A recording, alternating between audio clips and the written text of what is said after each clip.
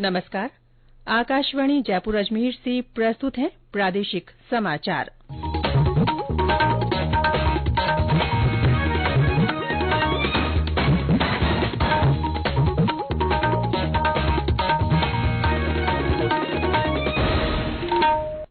मुख्य समाचार। प्रधानमंत्री नरेंद्र मोदी आज बेंगलुरु में भारत ऊर्जा सप्ताह का उद्घाटन करेंगे। सीकर का खाटू श्याम मंदिर आज शाम से श्रद्धालुओं के लिए फिर से खुल जाएगा। 22 फरवरी से लक्खी मेला शुरू होगा। फाल्गुन मास की आज से शुरुआत, जगह जगह होलिकारोपण। और प्रदेश में विभिन्न सड़क हादसों में 6 लोगों की मृत्यु।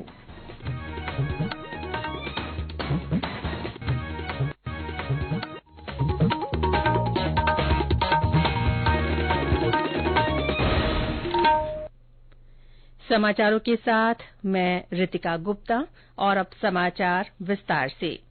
प्रधानमंत्री नरेंद्र मोदी आज बेंगलुरु में भारत ऊर्जा सप्ताह 2023 का उद्घाटन करेंगे। ऊर्जा सप्ताह का उद्देश्य भारत को एक ऊर्जा अंतरण शक्ति के रूप में प्रदर्शित करना है। ये आयोजन ऊर्जा अंतरण क्षेत्र की चुनौतियों और अवसरों पर चर्चा के लिए पारंपरिक और गैर पारंपरिक ऊर्जा उद्योग, सरकारों और शिक्षाविदों को एक मंच पर लाएगा। इसमें दुनिया भर के 30 से अधिक मंत्री शामिल होंगे। 30,000 से अधिक प्रतिनिधि, 1,000 प्रदर्शक और 500 वक्ता इसमें भाग लेंगे। कार्यक्रम के दौरान प्रधानमंत्री वैश्विक तेल और गैस कंपनियों के मुख्य कार्यकारी अधिकारियों के साथ गोलमेज वार्ता में भाग लेंगे। श्री मोदी हरित ऊर्जा के क्षेत्र में कई पहल की शुरुआत भी करेंगे। प्रधानमंत्री नरेंद्र मोदी आज तुमकुरू में हिंदुस्तान एयरोनॉटिक्स लिमिटेड HAL का हेलीकॉप्टर निर्माण संयंत्र राष्ट्र को समर्पित करेंगे। प्रधानमंत्री ने इसकी आधारशिला वर्ष 2016 में रखी थी। ये कारखाना एशिया की सबसे बड़ी हेलीकॉप्टर निर्माण इकाई है। शुरू में इस कारखाने में उच्च गतिशीलता की अनूठी विशेषता वाले लाइट यूटिलिटी हेलीकॉप्टर LUH का उत्पादन किया जाएगा।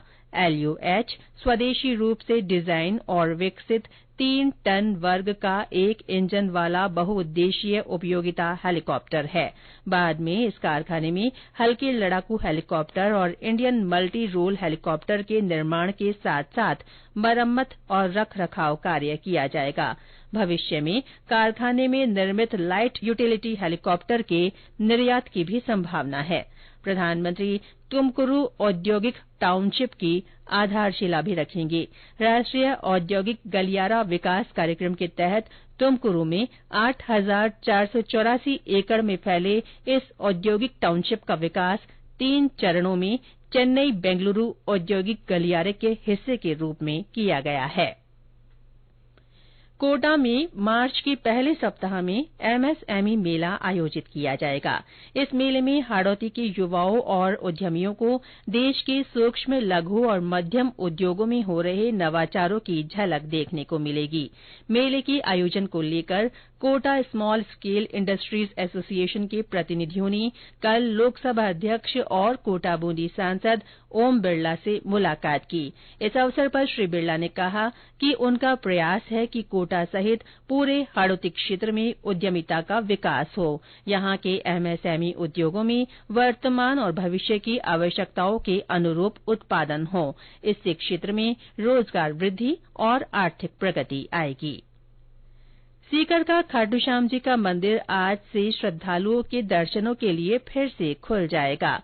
कई दिनों तक चले विकास कार्यों के बाद आज शाम को खाटू श्याम मंदिर के पट खुलेंगे। 13 नवंबर को मंदिर आम श्रद्धालुओं के लिए बंद कर दिया गया था। जिला कलेक्टर डॉ अमित यादव ने बताया कि 22 फरवरी से फाल्गुन मेला शुरू होगा। इसके लिए तैयारियां जोरों पर है। और ब्यौरा हमारे संवाददाता से। 22 फरवरी से 3 मार्च तक खाटू श्याम जी का लक्खी मेला भी आयोजित होगा। देवस्थान मंत्री शकुंतला रावत आज सुबह मंदिर की व्यवस्थाओं का जायजा लेने पहुंच रही है। सुविधा विस्तार के लिए 75 फीट मेला ग्राउंड से जिगजैग हटाकर सीधी 14 लाइनें बनाने और नया निकासी मार्ग बनाया गया है। इन कतार में करीब 2.5 फीट का स्लोप दिया गया है ताकि सभी कतार में लगे हुए श्रद्धालुओं को चलते हुए दर्शन हो सके। अब मेले में 1 मिनट में 350 की बजाय 1500 श्रद्धालु दर्शन कर सकेंगे। इधर तिरुपति मंदिर की व्यवस्थाओं का जायजा लेने के लिए भेजी गई प्रशासनिक अधिकारियों की टीम 1-2 दिन में रिपोर्ट प्रशासन को पेश करेगी। इसके बाद तय किया जाएगा कि तिरुपति की तर्ज पर खाटू श्याम जी में दर्शनों की व्यवस्था कब से लागू की जाए। बालमुकुंद जोशी, आकाशवाणी समाचार, सीकर। ये समाचार आकाशवाणी जयपुर अजमेर से प्रसारित किए जा रहे हैं। प्रदेश में कल विभिन्न स्थानों पर होलिका रोपण किया गया।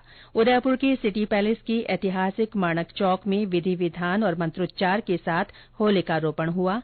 महाराणा मेवाड़ चैरिटेबल फाउंडेशन के प्रशासनिक अधिकारी ने बताया कि होलिका रोपण से ही मंदिरों में फागोत्सव का शुभारंभ हो जाता है। इसके साथ ही मंदिरों में ठाकुर जी के सम्मुख फाल्गुन के गीत गाए जाते हैं और ठीक 1 माह बाद फाल्गुन पूर्णिमा को होलिका दहन होता है। इधर दौसा में भी ग्रामीण और शहरी क्षेत्रों में पूजा अर्चना के साथ होलिका डांडा रोपा गया।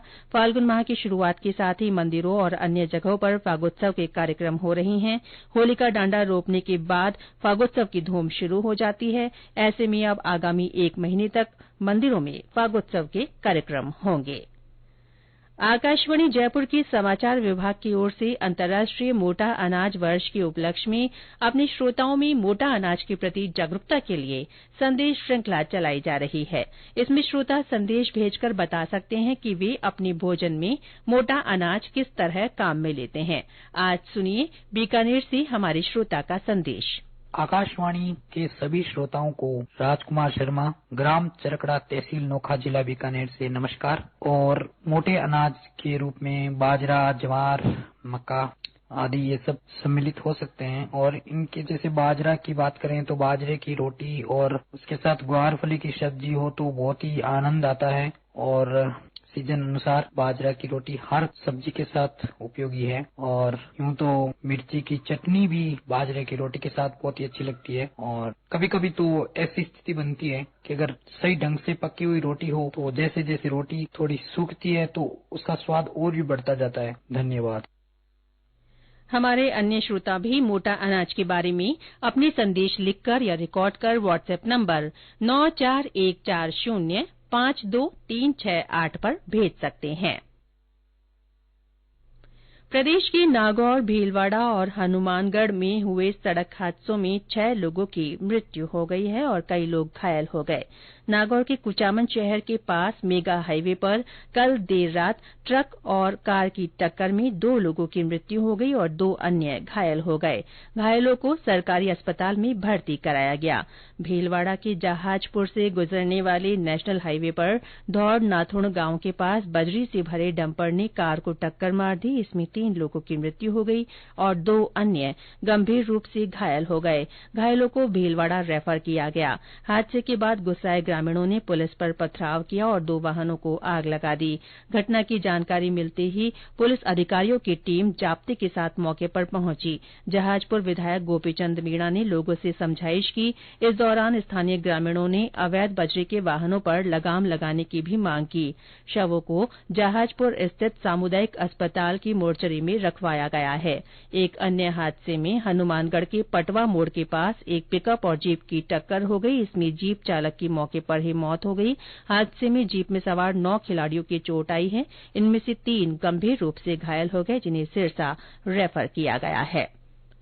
जयपुर के जगतगुरु रामानंदाचार्य संस्कृत विश्वविद्यालय के 23वें स्थापना दिवस पर आज जगतगुरु रामानंदाचार्य महाराज की प्रतिमा का अभिषेक, विशेष श्रृंगार और आरती की जाएगी। इस अवसर पर विभिन्न कार्यक्रम होंगे। और अंत में मुख्य समाचार एक बार फिर। प्रधानमंत्री नरेंद्र मोदी आज बेंगलुरु में भारत ऊर्जा सप्ताह का उद्घाटन करेंगे। सीकर का खाटू श्याम मंदिर आज शाम से श्रद्धालुओं के लिए फिर से खुल जाएगा। 22 फरवरी से लक्खी मेला शुरू होगा। फाल्गुन मास की आज से शुरुआत हो गई है। जगह जगह होलिका रोपण किया गया और प्रदेश में हुए विभिन्न सड़क हादसों में 6 लोगों की मृत्यु हो गई। इसके साथ ही प्रादेशिक समाचार बुलेटिन समाप्त हुआ। नमस्कार।